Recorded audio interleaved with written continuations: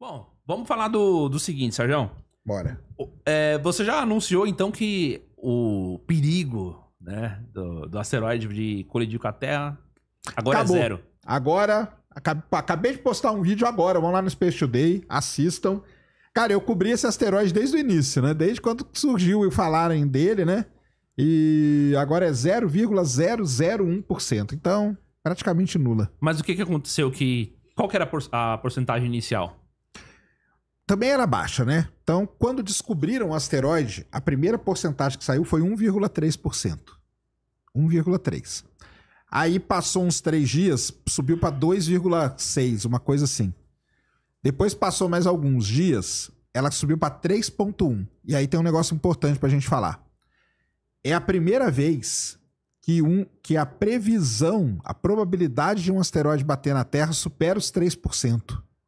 Entendeu? Então foi a maior probabilidade até hoje calculada de um asteroide que poderia bater na Terra. 3%. É muito baixo, pessoal. Mas até 3%. 3%. Não é zero. Era muito mais fácil ele bater na Terra do que você ganhar na loteria, por exemplo, na Mega Sena, né? Que o pessoal fala. E aí depois, agora aí ele baixou depois de 3 para 1, depois baixou para baixo de 1 e agora tá 0,001. Então não vai bater. Pode ficar tranquilo.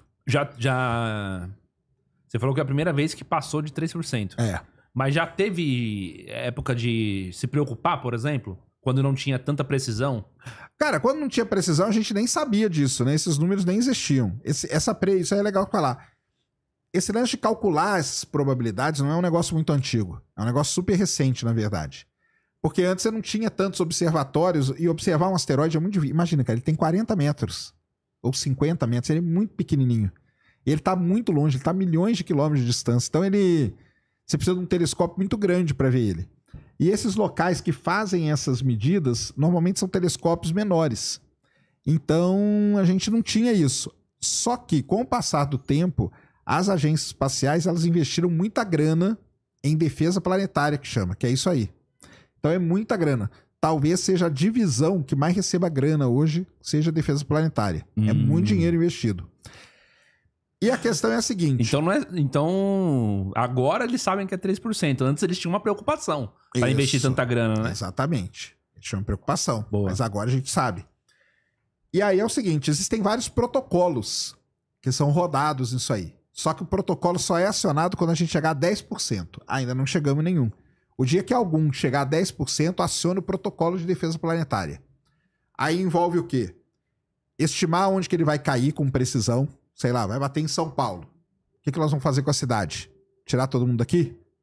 Então vai ter que montar um plano pra tirar todo mundo daqui, porque é gente pra caramba. Entendeu? Tentar mandar alguma coisa pra desviar o asteroide. Tentar mandar alguma coisa pra destruir o asteroide. Aí você dispara esse protocolo todo. Ainda não apareceu, entendeu? Tanto que o protocolo da Agência Espacial Europeia ele se chama Armagedon, que é igual ao filme. Então é interessante, eu acho que foi legal, ele virou um laboratório para o pessoal estudar bastante sobre isso, sobre previsão, probabilidade de impacto e tudo. Ele vai passar perto da Terra, ele não vai bater, mas ele vai passar perto, então ele ainda vai ser muito estudado. Ele passa na Terra, perto da Terra em 2028 e depois em 2032. Então, o pessoal vai estudar ele muito ainda. Que legal. E eles vão continuar monitorando. Só lembrando, né? Ainda não é zero a chance, é 0,001. É muito baixa, mas não é zero. Entendeu? Vai ter um dia que vai chegar a zero. Aí ele sai da lista toda e tal, aí nem vai lembrar dele mais. Mas valeu aí. Acompanhei lá a historinha dele todinha, até pro pessoal entender, porque muita gente sai falando, né? Vai bater, vai matar todo mundo, vai arrebentar a Terra. E filme pra caramba. Mas teve acho que foi o ano passado que lançou, ou foi 2023 que lançou aquele Não Olhe Pra Cima, né? Don't Look Too Up, que é o Leonardo DiCaprio. Isso. A menina lá do X-Men, qual que é o nome dela? Jennifer Lawrence. Não, olha pra aí, então. Tem os filmes, né? E aí você... Mas os filmes tem um porquê também, né? Porque a gente sempre teve essa ameaça aí, né? Ó, os dinossauros, né? Mas os dinossauros Os dinossauros não tinham telescópio. Tem um negócio muito... uns memes muito legais. Não, mas foi uma extinção em massa, o dos dinossauros, por causa a última. Então, essa última extinção... Quantas extinções já tivemos? 5. 5, né? 5 grandes extinções em Eu massa. já ia falar 6, mas então eu tô aumentando. 5. A sexta dizem que nós estamos passando por ela agora. Essa extinção em massa seria o quê? Cara, aí tem várias coisas que o pessoal fala. Se você pegar os animais que estão sendo extintos hoje, a taxa de animais que estão sendo extintos ela é muito alta. Então, a cada ano, muitas e muitas espécies entram em extinção. Aí alguns analistas olham para isso e falam, e medem, usam isso para medir. Usando isso para medir, eles analisam que nós estamos passando por uma sexta extinção em massa. Entendeu? Já começou. Porque a extinção em massa também é o seguinte, né? O asteroide bateu. Não é que todo mundo morreu imediatamente. O asteroide bateu, quem estava ali perto, onde é o México hoje, morreu. Só que depois subiu uma fumaça, cobriu o sol, aí as plantas foram morrendo, dinossauro que comia planta foi morrendo, dinossauro que comia dinossauro foi morrendo. Então é um negócio que demorou talvez milhares de anos até acontecer. É que o pessoal acha que bateu e acabou, não é imediato, entendeu? Então, neste momento, tem analistas que falam que nós estamos passando por uma extinção, porque a taxa de animais em extinção, ela só está aumentando.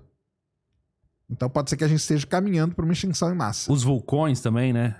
Vulcões, então. A agitação vulcânica. O negócio legal de falar dos dinossauros é que a gente fala muito do asteroide. Mas muito provavelmente não foi só o asteroide. Pode ser que o asteroide tenha desencadeado uma grande erupção vulcânica lá onde que é a Índia hoje.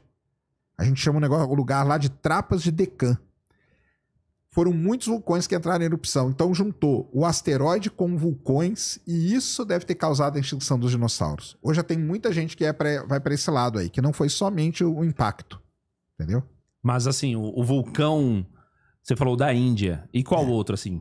Não, porque lá foram vários vulcões que entraram em erupção ao mesmo tempo. Ah!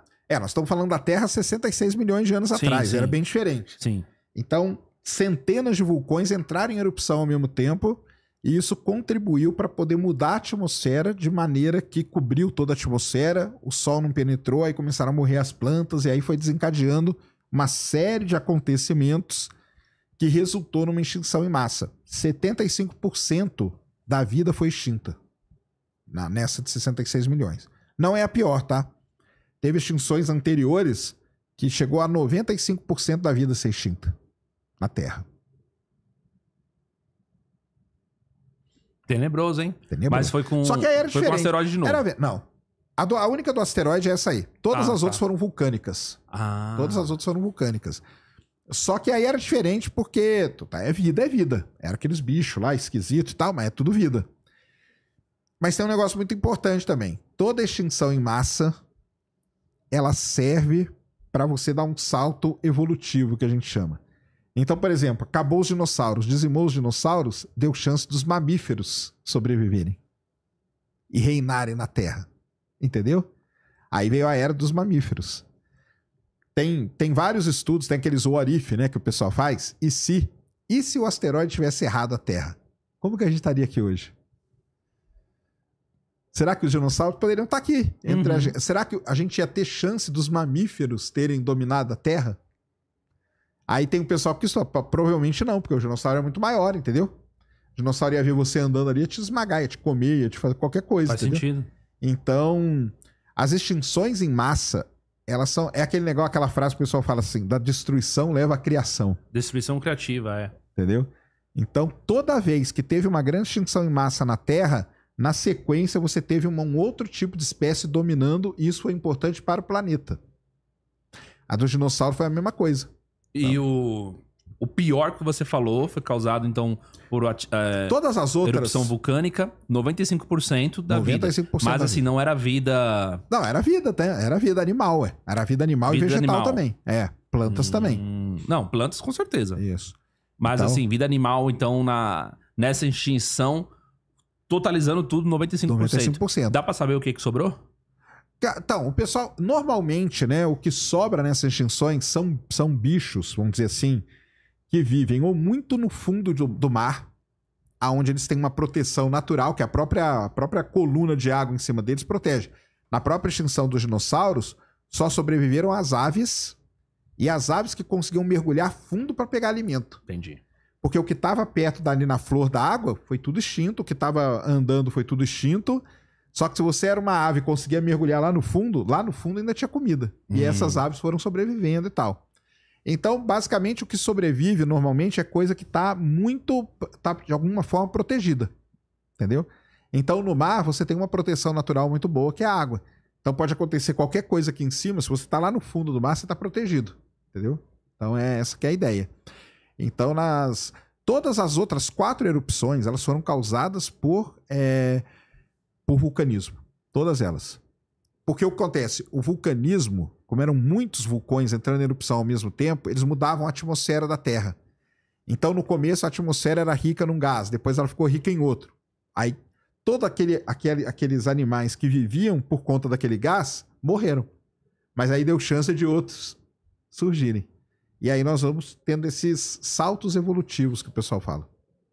Sem contar que se a gente fosse analisar, o petróleo veio daí também, né? O petróleo vem do fitoplâncton que a gente fala.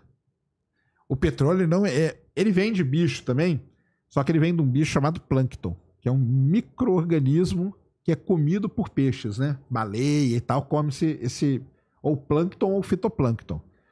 O que acontece é o seguinte, você tem que imaginar que você tem uma coluna de água aqui. Tipo esse copo aqui. Isso aqui é uma coluna de água. Certo. Aqui pode estar cheio, tem milhões de fitoplânctons. Quando eles morrerem e depositarem aqui, eles vão fazer uma camadona. Agora, aqui dentro desse copo d'água, eu consigo colocar quantos peixes? Poucos. Então, eles morrendo, eles não vão fazer tanto efeito assim. Então, o plâncton e o fitoplâncton é o que gera o petróleo mesmo. Gera mesmo. O petróleo vem daí. Legal. Mas sim, de milhões de anos. Então, tá nessas extinções aí, com certeza tem muito petróleo que veio disso aí. Tanto que quando a gente for um poço de petróleo e a gente tira, né? A gente sai tirando a rocha para estudar. Você vem tirando, de repente você começa a ver os bichinhos, os fósseis. Aí você sabe em que período da Terra que você tá. De repente para, não tem mais nada. Aí aconteceu alguma coisa, uma extinção em massa. Então a extinção em massa, a gente consegue detectar ela na geologia muito bem. Porque você vê aqui, ó, tem uma camada aqui de rocha cheia de bicho. De repente tem um pedaço aqui de rocha que não tem nada. Depois tem outro que tem. Só que esse que não tem nada representa milhões de anos. Entendeu? Então é isso aí. É isso aí. É porque a escala de tempo, né, que a gente lida é um negócio que é difícil da gente compreender. Mas é basicamente isso. Então, tanto que são 66 milhões de anos que os dinossauros não existem mais. Só que aí deu chance dos peixes se desenvolverem, dos répteis, né, anfíbio, sair, procurar comida fora. Aí deu uma estabilizada, não teve nenhum evento. Porque o grande lance é o seguinte, que a gente chama de grande filtro.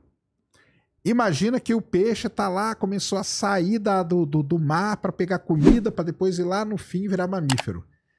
Se em algum desse momento vem um outro asteroide, bate, quebra, ferra tudo de novo, talvez a gente não estivesse aqui hoje. Ah, com certeza. Entendeu? Então tem é um negócio muito interessante isso de estudar. É muito legal mesmo. E tem o pessoal que fica brincando, né? O asteroide podia ter errado a Terra. E se errou? E se errasse? E aí? E aí que o mundo seria totalmente diferente. Talvez. Uma coisinha mínima já é o efeito borboleta, né? Imagina exatamente. Isso daí. Talvez pudesse ter O que poderia ter acontecido? Os dinossauros poderiam ter morrido por outra forma. Entendeu? Será que eles iam dominar? Por mais que os dinossauros passaram centenas de milhões de anos dominando a Terra, né? Nós não estamos nem perto disso. Então, será que eles iam ficar mais? Será que ia começar a surgir mamíferos?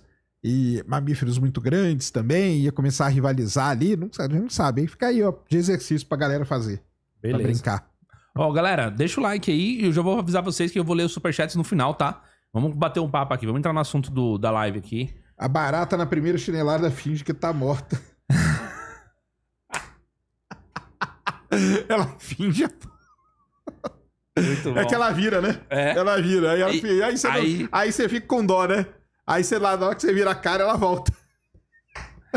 E se regenera, né? Regenera. Lagartixa também, né? Você corta o rabo dela, o rabinho sai andando, o rabinho dela cresce de novo.